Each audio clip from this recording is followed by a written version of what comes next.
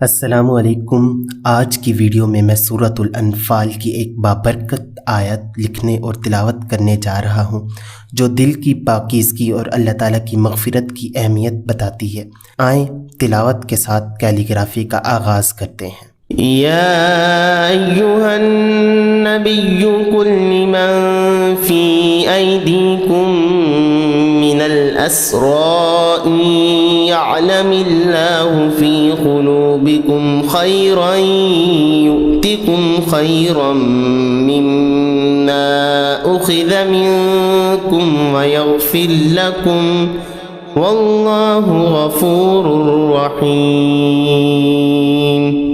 اللہ تعالیٰ ہمیں اس آیت کے پیغام کو سمجھنے اور اپنی زندگی میں نافذ کرنے کی توفیق عطا فرمائے۔ امید ہے کہ آپ کو یہ ویڈیو پسند آئی ہوگی۔ جزاک اللہ۔